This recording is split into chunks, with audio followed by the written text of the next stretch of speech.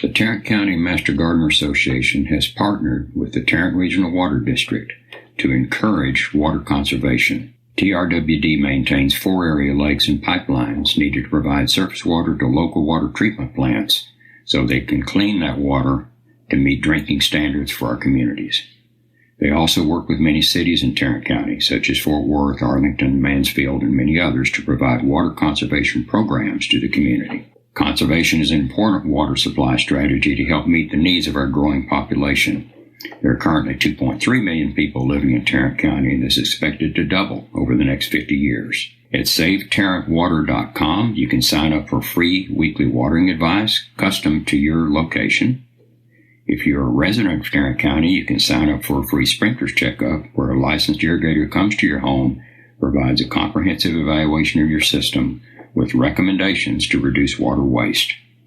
There's also an event calendar where you can find information about future classes and workshops. So be sure and check out SaveTarrantWater.com to sign up for their free services. Thank you.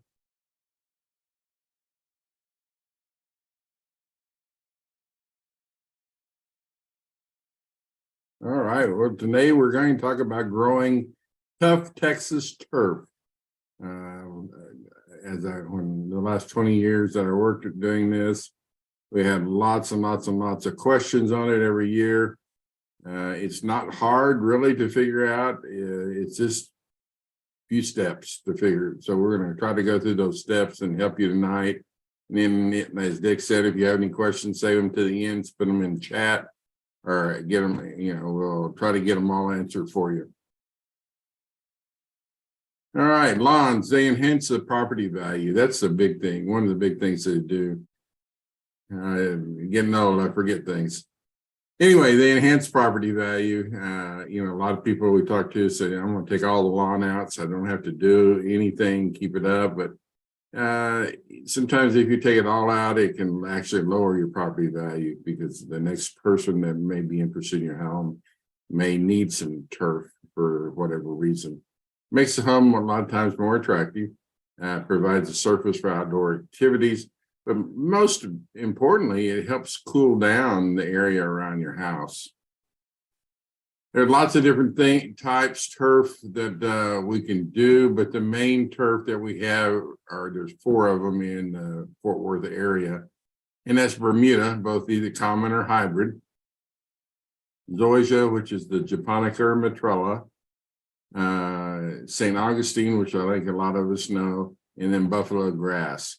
Bermuda, you see a lot because it's very forgiving. Zoysia is becoming more and more important. St. Augustine, there's some issues with it, and buffalo grass, the biggest thing there is it's only full sun and doesn't take traffic. So Bermuda grass is native to Southeast Africa. The earliest mission of Bermuda was in 1751 in Georgia, where it was brought to Savannah by the governor there. Warm season perennial grass is spread by rhizomes, both which are underground stems, and stolons, which are above ground stems. Tolerates a wide range of soil type and pH value. Interesting is originally brought here simply for the forage value for animals. Common Bermuda is the most popular. It's inexpensive, it's easy to install, it holds up well to foot traffic, has a very pleasant appearance. Common Bermuda is not shade tolerant though, so it does not like shade, and the more shade you give it, the less it will perform for you. It requires approximately a minimum of 6 hours of direct sunlight a day in order for it to be happy. It can be planted from seed or sod and can stand up to a hot summer sun and is very winter hardy. That's kind of a good idea of what Bermuda grass looks like. Celebration is a great one. There's plenty more of them. Baby Celebration, Tiff Green, they are some of the more hybrid ones. And so that's why they're only sodded. So you have to kind of get an idea of what color you want, what type of blade you want, and how high you want them to grow. A lot of them are meant, especially the last ones are meant to be cut very, very short. St. Augustine is the next most popular turf grass. It's inexpensive in some ways. It's easy to install, mainly from sod. The appearance is pleasant and has a thicker blade than common Bermuda. It's the more shade tolerant and requires only 4 hours of sunlight. Not to say you can't get by with 3.5, but the less it goes, the farther down it goes, and the more all of the turf suffer. Grows easily and spreads, can be invasive in beds without a barrier. Needs much, much more water than Bermuda, and that's why we, are caution people to put it in these days, because water is getting a little bit more scarce. It can stand up to a hot summer sun, but not as winter hardy as Bermuda. So we have a lot of when we have those heavy freezes like we've had the last couple of years, we have a lot of death in St. Augustine. And it's probably, of all the 4 turfs that we grow, it's probably the most insect and disease prone of any of them. There's St. Augustine. It looks great. Works wonderful under shade. And for a lot of people, it does really great. We just need to get people to understand they don't have to water it as much as they do. St. Augustine varieties, Raleigh, Palmetto, Amerishade, are some ones. Palmetto is a very shade tolerant and very drought tolerant. Raleigh is a very popular one as well. Zoysia, which I think is one of the best grasses out there, showing a lot of promises in between common Bermuda and St. Augustine. It's easy to install from sod mainly. There's very few of them that are available in seed. It's both thin or wide-bladed varieties which are available. Shade tolerant, yet still would prefer to have 5 hours of sunlight. It'll get by on 4. Extremely heat tolerant, proving to be very cold tolerant, which is a big improvement over St. Augustine, and very few disease or insects currently. That's Zoysia palisades, one of my favorite of the taller zoysias. When it's good and healthy, it's a very, very, very nice carpet. Palisades developed by NEM, so I worked for them for the last 20 plus years, and it tolerates heat and cold well, and was shade tolerant and was drought tolerant of any of the zoysia. Emerald is the one that's been around since the mid-90s. It's the gold standard of grasses. Crown and El Toro, and some of those are the Japonica varieties. Cavalier, Xeon, Zorro, Trello varieties. So all that's just basically tell you is that the Japonica varieties were found in the Japan area, and the Matrella ones are found more in the Manila end of the world. Buffalo grass is full sun, no tolerance for shade whatsoever. Very little maintenance. If you have a buffalo grass lawn, you may only have to mow it once or twice a year. It's well adapted for areas of annual rainfall of far less than 25 inches. When watered excessively, it gets invaded by weeds and has virtually no tolerance to traffic. So buffalo grass, if you own a large acreage and you have some areas way back in the back that you don't use or don't do much, it's great. If it's up front, it just doesn't do well with traffic and all of the things there, and gets easily invaded by a lot of other, both weeds and turf. 609 is probably the one that's most common. Turfalo is another fun one, and here's some of the others as well. So there's buffalo grass. It's hard to keep it good in a typical lawn situation because it tends to be kind of rough looking, but here's a really beautiful lawn of it right here. Lawn maintenance, we've decided of those 4, we have to decide which one we can use, which one fits our sun tolerance area, and how much maintenance we want to do. So there's a do-it-yourself, there's the neighborhood kid, and then there's lawn companies. Management, we've got to try to stay away from this, because if we let it get that high and don't cut it, it puts a lot of stress on the grass. It doesn't look as well. It causes disease and insect issues. So, we have to figure out how we're going to maintain it, who's going to maintain it when we have grass or sod in our area. Remember, it grows. Mowers didn't, I thought this interesting piece of trivia, mowers did not exist until the 1800s. Before that, we had animals that kept it down. Structure of a grass plant. It's interesting to know when you're thinking about grass, or you're thinking about maintaining it, the different parts of it. So the top part are the blades. That's what we see normally. Crown is at the bottom. The tiller is kind of in the middle. The stolons are what's coming out on top of the ground. The rhizomes are what's coming out below ground. And then you have, hopefully, a large root system. If you're watering correctly, we're encouraging that root system to grow, and that makes it tougher and allows it to get by in the heat and the drought area. Remember, 1/3 rule, we want to maintain photosynthetic tissue. So as a rule, we want to never take off more than 1/3 of the grass blades at any given mowing. Here's something that has always been a pet peeve of mine, and that's sharpening the blades of your lawnmower. The blade on your left that's brown and looks rough is something that was cut with a lawnmower that had a dull blade. The blade on your right was cut by something that had sharp. So you can see it's an even cut. On the left, it's actually torn. When you tear it like that, there's a lot more brown tissue. So it tends to, a couple of days after you tear it or you mow it, tends to all look brown and have a kind of not a very good look to it. Plus, it opens it up for disease and insects. Mowing your lawn, anymore, it's lots of choices. More and more of them are going to electric that you see up on the top right.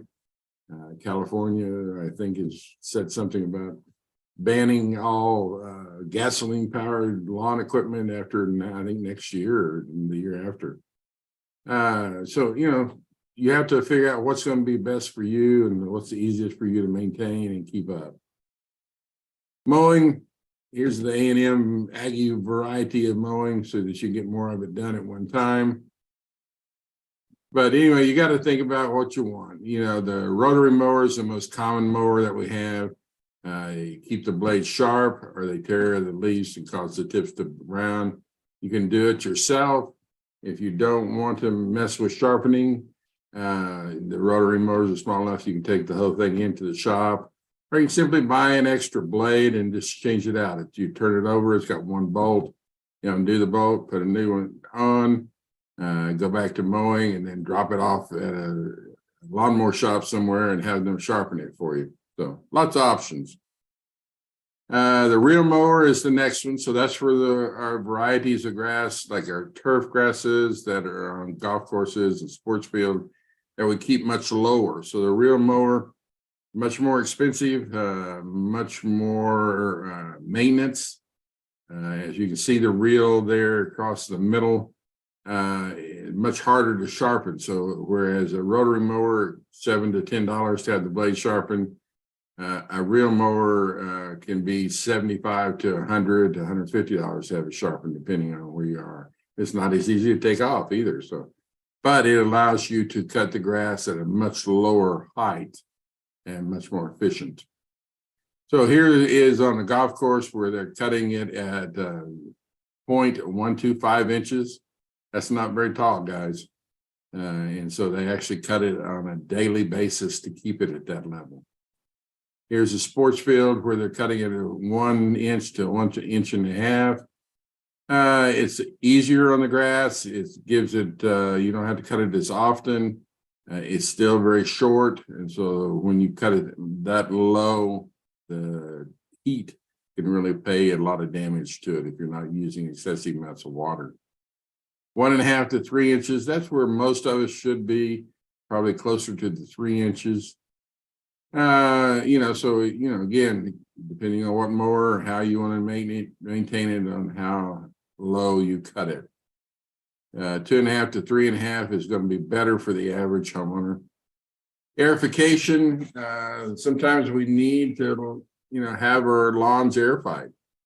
And you'll know if you start getting some dry areas, or you start getting some areas that are turning brown, and you know that you're getting enough water to it, and you know that there's not a disease issue.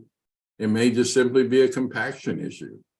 And a compaction issue, the only way to take care of that is to aerify it, open that soil back up so that it can get water and air down into it and the nutrients so that the root system can grow. This is one that you see more on a sports field, where they go in and aerify it. They pull out cores. You see all the little pieces left all over there, and it pulverizes them, and then it allows the air and water to get down into the soil. Here's a hand one done that you can use. The biggest question is, why do we aerify it? Again, simply to take care of tightly packed areas in order to allow air and water to mix in. Vertical mowers are strictly if we get a lot of thatch.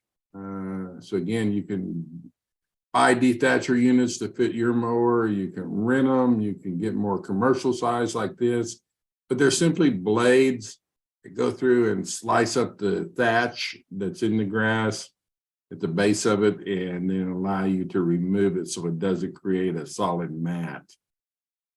Here's the old-fashioned version of it, and where they were cutting it, and you can see on the left all of that grass, the thatch they cut, and then pulling it up towards the top.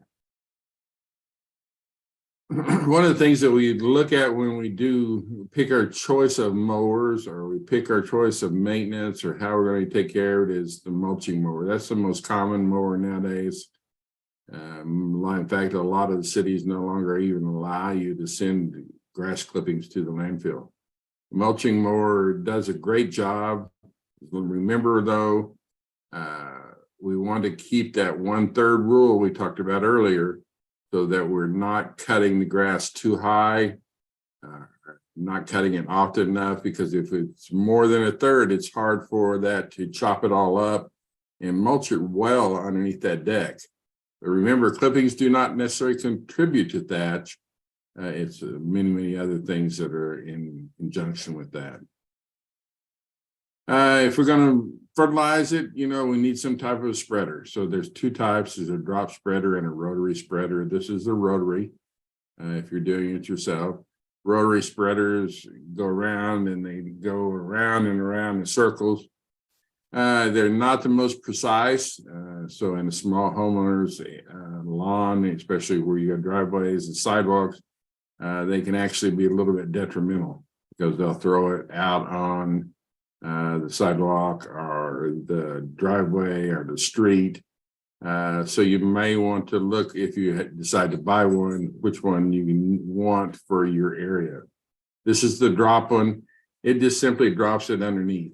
It doesn't spread it out to the side, so it's much more precise. So those are the things that we think about in basic grass or basic turf, is what type we have, how much sun, who's going to do the maintenance, what type of machines, things that we want to buy in order for us to enable the maintenance. And then the next thing that comes up is weeds. Bunch of questions every year. So the best thing that you can do is to look at it from a standpoint of, all right, how do I prevent weeds? The best way to prevent it is to get it before it emerges. So that's where we come up with a pre-emergent program. We suggest to people twice a year as a minimum, usually on Valentine's Day and Labor Day. It's just easy to remember that instead of saying a particular date. It can be a little earlier, it can be a little later, depending on the weather. And that gets anything that will keep the seeds from germinating. So you got to remember, though, if I put a pre-emergent program and I broadcast it over my yard, and some of it gets into a flower bed, and I have flowers in there that seed themselves, it's liable to keep those from emerging as well. So we want to be careful on that. Post-emergent program is what it says. as needed. It's something that's after it's already emerged, the weed has already grown. How do we take care of that? You know, we can use chemicals, we can use organics, or we might just physically go out there in the evening when it's not as hot and dig up some of those or pull up some of those weeds. Lots of organic methods, lots of organic chemicals, lots of organic treatments that we can do. And there's lots of inorganic. It's not for me to tell you which one you should do because they both work. One is a little easier for the environment, but that's up to you on what you want to do. The main thing, though, is get a pre-emergent program going so that the weeds are not germinating. Any given day, you're going to have millions of weed seeds blowing through the air. So you've got to keep something to get them before they grow. Thought I'd just show a few pieces of pictures of some weeds that are most common. This is Dallas grass. It's one of the toughest ones out there. You'll see it looks like this. That'll help you to identify it.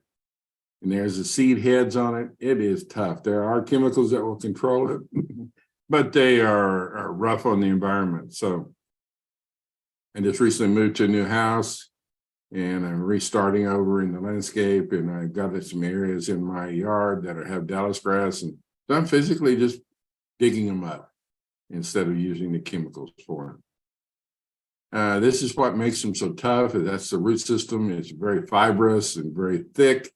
And so it's hard to get chemicals to penetrate down in there, and it's hard to control it otherwise. As you can see there. The summer perennial, so it hit, as soon as it gets good and hot, then everything else may suffer from the heat, may suffer from the lack of water, but the Dallas grass just loves it. Here's a winter annual that's very common. It's henbit. So I wanted you to kind of get a name for that. So when you see it, so that you be aware of it.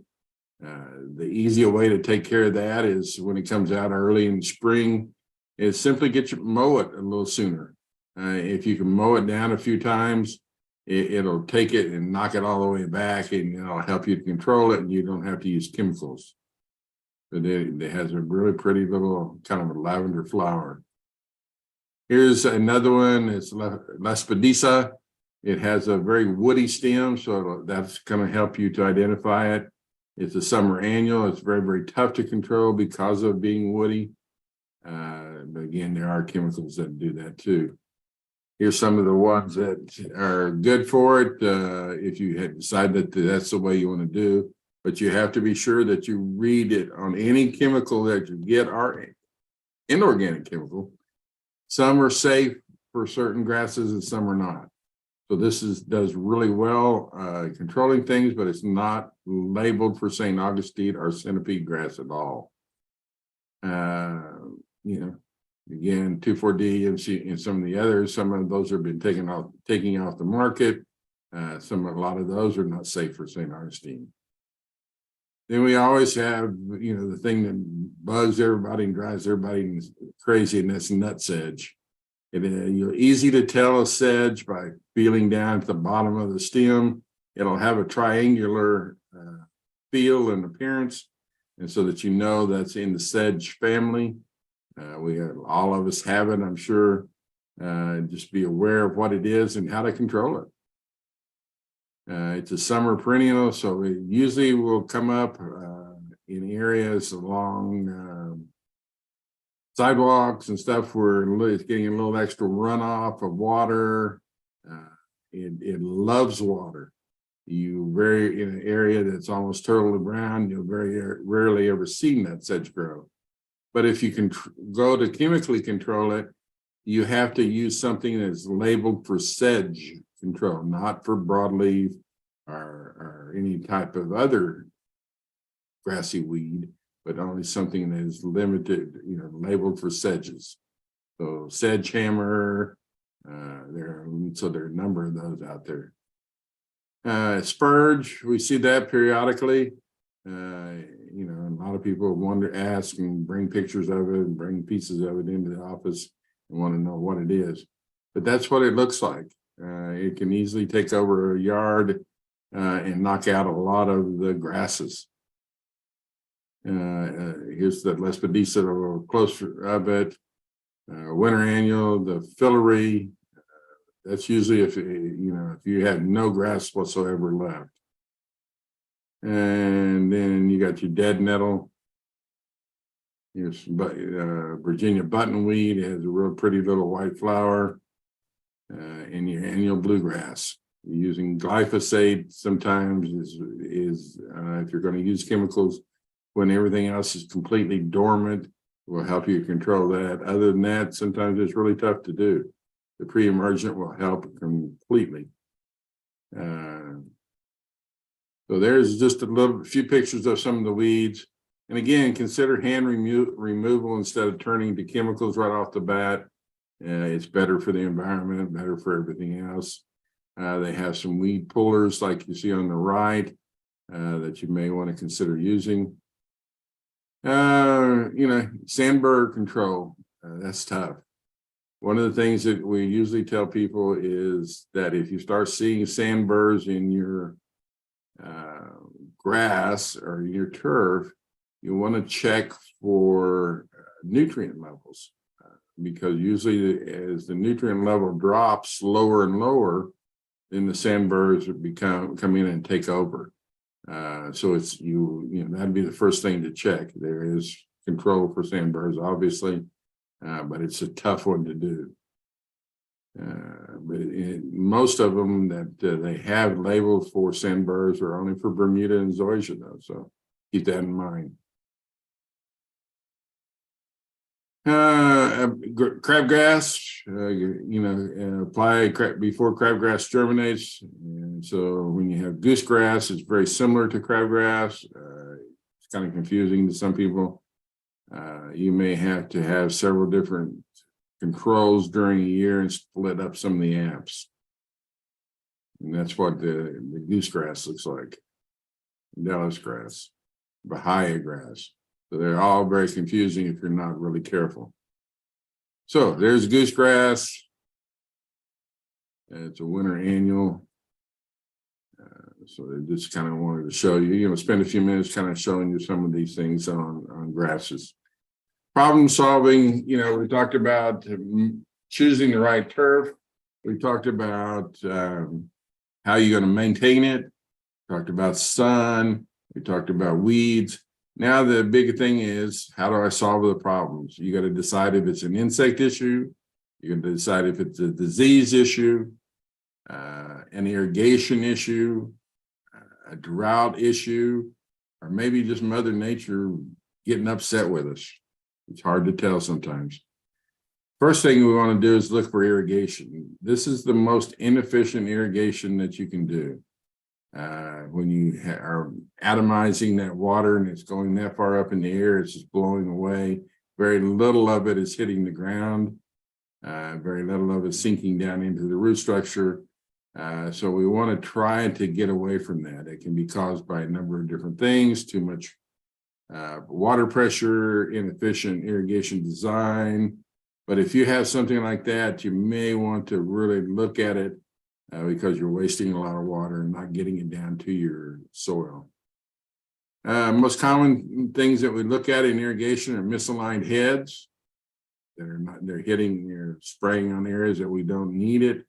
A stopped up nozzle, leaky pipe, perhaps, a broken head, maybe somebody mowed over it and broke the top of it, a leaky valve, a broken pipe. There are many different things that can happen. You have to just take it one step at a time to kind of identify that. Our main issue that most people have that have in-ground irrigation system is they have it running at 3 or 4 o'clock in the morning and they're not up to see it. So if you have an irrigation system, I would suggest to you that you go out once or twice a year during the growing season, manually run it for each zone for 5 minutes or so that you can look at it and see if everything seems to be doing coverage well, everything is working well, you don't have any leaks. and that will save you some water and save you some misery too. The new irrigation techniques I think are really great. And one of them is on your left, and that's use of drip irrigation. They now have the technology to do drip irrigation for turf. Works extremely well. The biggest complaint that I've heard or seen anywhere is people go, well, how do I know it's working? You know, if it's underground, it's dripping and I can't see it, how do I know that it's actually working? Well, that's a tough question, but if the grass is green, you know it's working. If the grass is turning brown or the grass is turning brown in certain areas, then that's the big red flag that it's not. The one on the right is a stream rotor, and that's replacing the type of heads that we saw earlier that were just atomizing. It sends out little streams going out. They're much lower instead of going up so high, and it's much more efficient. They claim anywhere from 30 to 50% more efficient than the other type of irrigation. It's not expensive to do. You can either pay someone to come in and do it, or you can change it out yourself. You don't have to change out the head. You just simply pull it up, unscrew one nozzle, screw a new nozzle down in, and change it over. So it's something I really suggest to people to think about, whether they do it themselves or they have somebody come in and do it. Fertilizers, we've got to think about fertilizing. I had people call at the office for years and say, well, what type of fertilizer should I use? And that's a good question. And I tell them, your guess is as good as mine. And they said, well, you're the expert.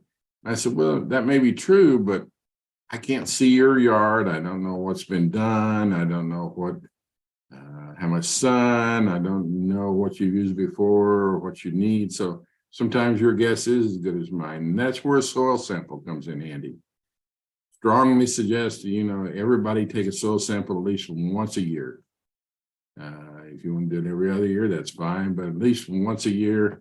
At the end, we'll show you the link for it, and that will come back and tell you the soil lab will analyze your soil, tell you what kind of fertilizers you need, how much of them, how often, based on what you tell them you want to grow.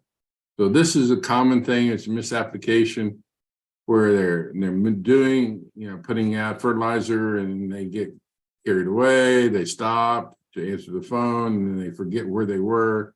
So you can see the areas that did not get good coverage of fertilization and areas that did. So it's easy to do, be surprised. This is in my previous house. I took this back in July of 21. I did it just to kind of show people. At St. Augustine in midsummer, mowed once, no irrigation that year at all, except for rainfall, no fertilizer other than mulching the mower, no weed control other than pre-emergence on Valentine's and Labor Day, and the majority of the lawn is in full sun. The heavy clay soil, so it can be done. Is it the best thing to do? Maybe, maybe not, but showing it if you take it to the extreme, it can be done. Here's a patch of Bermuda that started in one corner where the irrigation wasn't getting that corner as well as it should have. So it started to have a little bit of brown, and then the weeds came in, the Bermuda came in. But they coexist well. Unless you really look closely at it, you don't see the difference in the turf. St. Augustine turf is a bit darker in this picture because it's closer to the shade and it has a little bit more water from the flower beds. So it was just a chance to show you that it can be done without quite as much water and as much care. So that's where we come up with questions. Hope that kind of gave you some brief ideas of things that you need to think about. One thing that we didn't really identify was if you have a lawn service, how do you know if they're doing a good job? Ask them to take a soil sample. Otherwise, I'm not talking bad about lawn services, but otherwise, when they get ready to do fertilization, They load up a truck in the morning and send out people to do 30 or 40 or 50 yards.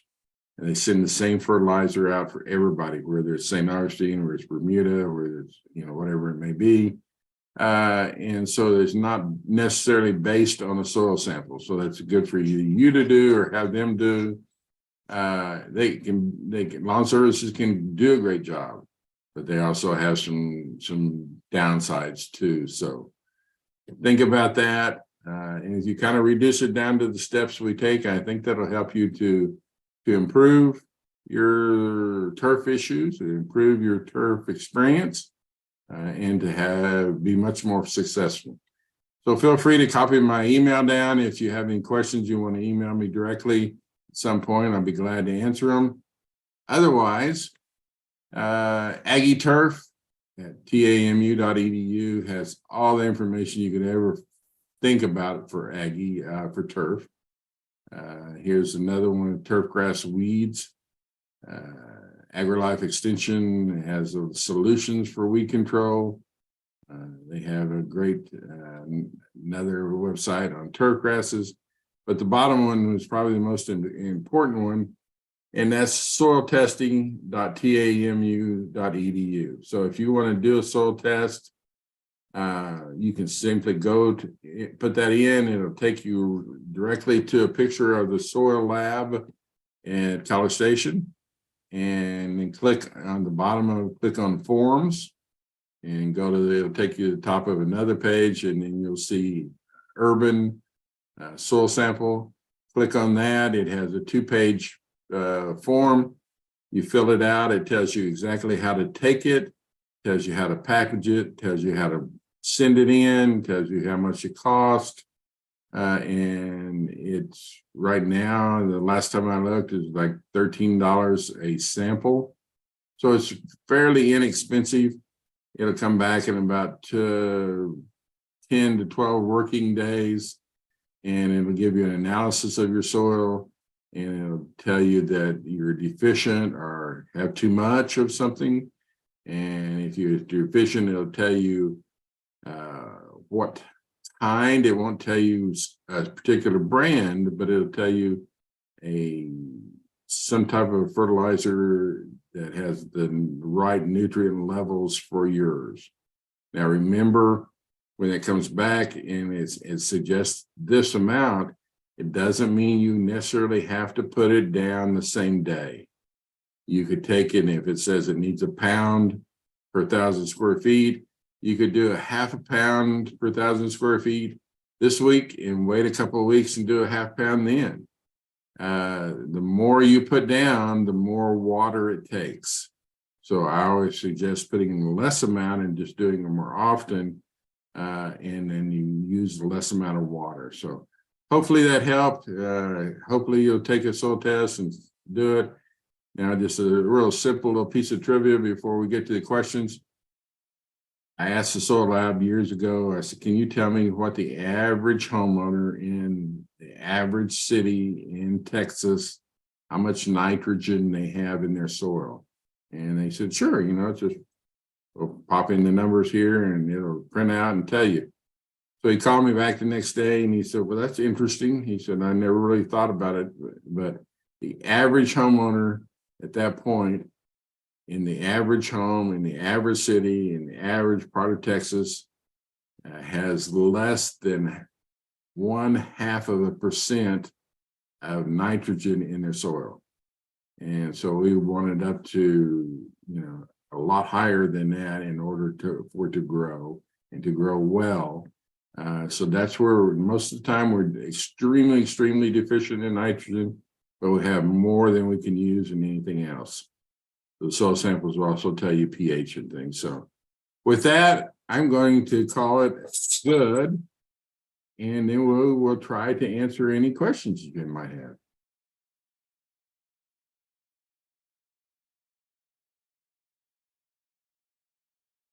Test. Any questions, Dick? Best time of the year to do a soil test? There's really no bad time. Obviously, in the middle of the winter when it's 20 degrees outside and got snow on the ground, it's probably not the best time. Middle of summer when it's 115 is probably not the best time. But basically, any time of the year you can do it. I would suggest to you mid to early spring. That way you'll know kind of what's going on before it's time for the grass to wake up and before you get into the maintenance of it and into feeding it, so that you know kind of the plan of what you're going to do for the year. Okay. Should you apply fertilizer during these high heat periods? I'm sorry? Whenever it's real hot like it is now, should they be applying fertilizer? No. Because when it's 110, 115 or whatever it may be outside, the grass turf is basically kind of going into conserve mode. And we don't want to be putting in a lot of water and a lot of fertilizer down, trying to force it to put on new growth in that heat. So ideally, most of your fertilizing should be done April, May. Then again, maybe mid-July, depending on what's going on, and then again, end of August, 1st of September. So I usually, if I'm going to have to pick, I would skip the middle of it and do it early in the season and later in the season. Remember that when you put a fertilizer down and you water it in, it's going to take about 15 to 30 days to really see a tremendous improvement. So we don't want to do it too late in the year and then have a bunch of fresh new growth coming out and then we get a freeze, but we also don't want to do it too early either. Okay. Any product recommendations to get rid of Johnson grass? Johnson grass? Yeah. Your local moving company. There is not a good one. It's similar to Dallas grass. It's very, very tough to do. You're going to have to use some very harsh chemicals to do it. So if you do have it, your biggest thing to do with that weed and any other weed is to improve your nutrition in your turf so that the turf tends to try to choke out any weeds that are coming up. What was the name of the more modern sprinkler system you mentioned? It's a head. It's called a stream rotor head, stream nozzle. Each brand has a little bit different name for it, but it's simply the nozzle on top of your pop-up.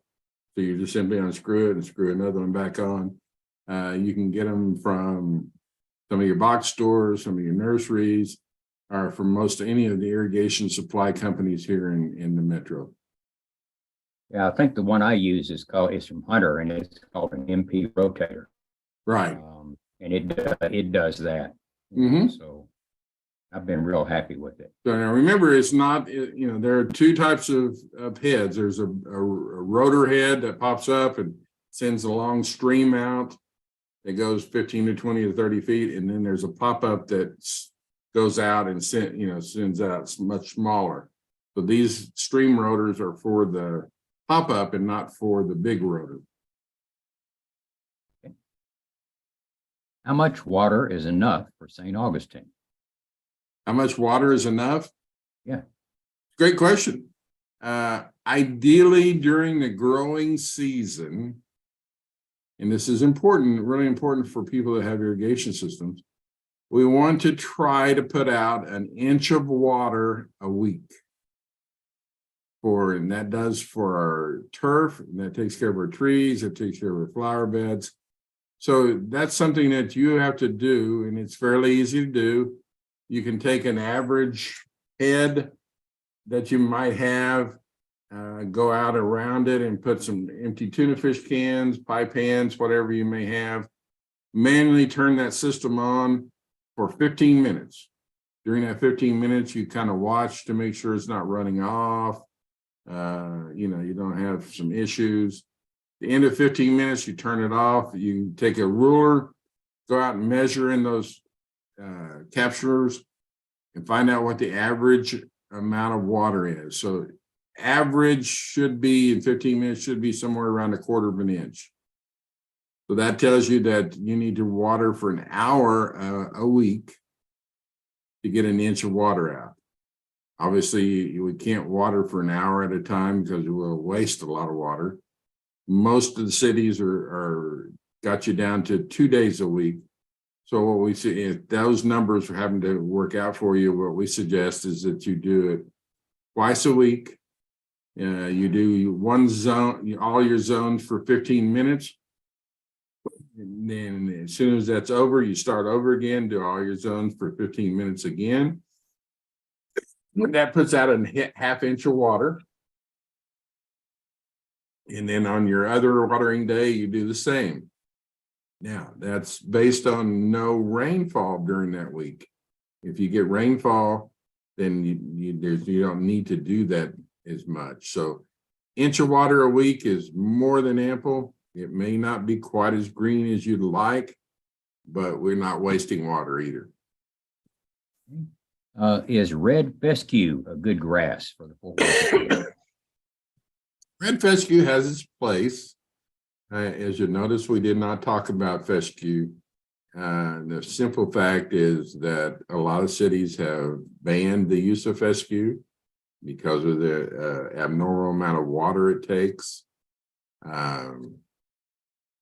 So we don't, it's not something as a rule that we would suggest in the Fort Worth Metro, except for very, very special occasions, or very, special locations that they can't get anything else to grow. If you do use fescue, you're going to have to overseed it at least once or twice a year to keep a good, healthy stand of it. So it's just way, way more water than we can afford to use. Okay. Do products like Hydratane help during summer to reduce the lawn's water needs?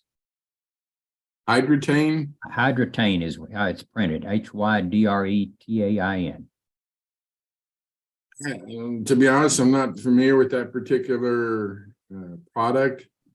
If that person wants to unmute, if you'll raise your hand, we can unmute you and you can explain what it is.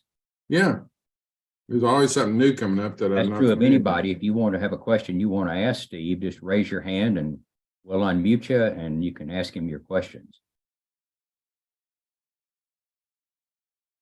It just says anonymous attendee, so I don't have a name with. Okay, for that's that fine. person. If they are anonymous and not sure that I gave you my email, feel free to email me directly and I'll try to answer your question for you. There are a lot of water-saving polymers that are added to the soil that will hold water and release it very slowly. So that might be something along that line. I'm not sure. Let's see. Somebody said they don't have their mic plugged in, so that must have been the response to the Hydratane. Okay. Okay. He said he'll send an email. Okay, that's great. Okay. All right. Any others? Any other questions?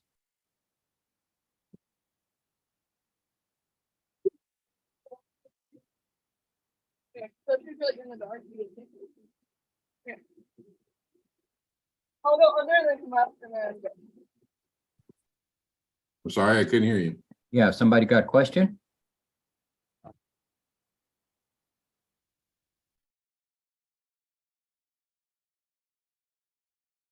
Okay. I think it was just background noise, Dick. Or Okay. was it? Okay. Well, great. These. Well, I hope everybody enjoyed it. I hope it gave you some information maybe you did or didn't remember or didn't know. But again, it's not tough. You pick the right type of grass for your location is the biggest single thing. How much sun you have or don't have. You get below the 3 to 4 hours that St. Augustine prefers, and it's time to consider either opening the canopy of your trees and or switching over to some type of ground cover. Yep. And I think, Nancy, you put some links to the different places of the turf grass and weed control in the I chat. did in the Is chat box. Is everyone Yes, yeah. seeing that? Dick, I think there's one more question in the question box. Okay. Do you see it? Okay. How to tell how to ID diseased grass, whether it's diseased or not. How to tell Okay. whether it's diseased or not. It can be tough, because you have to, to truly ID it, you got to get out on your hands and knees and look at the root system and try to identify some things there. We only have a limited amount of disease issues that normally hit our turf in this area. Doesn't mean that some new ones we're not going to hit next month. Sometimes when we see brown patches, that will tell you that it's possible disease. You may see some curling up of the grass. You may see some different things. Disease are not as common as we normally think. Usually it's an insect issue. And so we get down to look on St. Augustine to see, what, if we see any bugs crawling in there. That's a lot of times they'll be alongside of the sidewalk and we'll see some little chinch bugs. Bermuda is starting to see some Bermuda mites coming in our area, which are very small, sometimes hard to identify. So yes, you can identify it. A lot of the true identification and diagnosis is done in a lab where they send it in to analyze it. But the first biggest thing you always want to look at when you see a brown spot coming up is not necessarily assume it's disease or insect, but the first thing to look to see is it compacted soil and am I getting water on it? So, you can turn your system on manually anytime and go put your shorts on and go stand there in the brown spot and see if there's water coming, if you're getting wet. Might get wet. Yeah, a lot of times that can make a big difference. I used to carry a small pocket knife with me and I'd find a brown area and take a blade out and actually push it into the soil where it's brown. If I had an issue with the knife going in, then I knew it was heavily compacted. If I, pushed it in the area adjacent to it that was green and it went in easy, then it is either a combination of compaction and not getting enough water, or it could just be heavily compacted. That's going to be the biggest thing that you'll see. I tell people that if they think that they might have brown patch, they might have a fungal issue going on. The easy way for the average homeowner, simply go to the store, buy a bag of compost. Take that compost, spread it out in a thin layer, quarter to half inch over that brown area. Give it a good drink. And you should, if it is a fungal issue, you should see some change very quickly. And the fact is the fungal issues cannot live in an acidic environment, and temporarily that compost will reduce the pH down to a acidic level, and that'll stop the fungal growth, not necessarily forever, but for a period of time. If you see some recovery there, then that's one easy way for the average homeowner to know they have a fungal issue, and they may want to treat it, whether it be chemical treatment or be additional treatment of compost or additional treatment of sphagnum peat moss. There are a number of organic treatments that you can do. Okay. What grass is best for dogs that will hold up to their traffic? The best grass for a lot of dogs or a lot of traffic that we have in our area is going to always be Bermuda, common Bermuda. It takes the most abuse. In a heavy drought, it just simply turns brown and goes dormant. And then as soon as we get cooler weather or get some rain, it comes right back. That's it will take the most abuse. St. Augustine takes very little abuse. Zoysia takes quite a bit more traffic, but not near what Bermuda does. And buffalo grass takes no traffic whatsoever. Okay. Any more questions?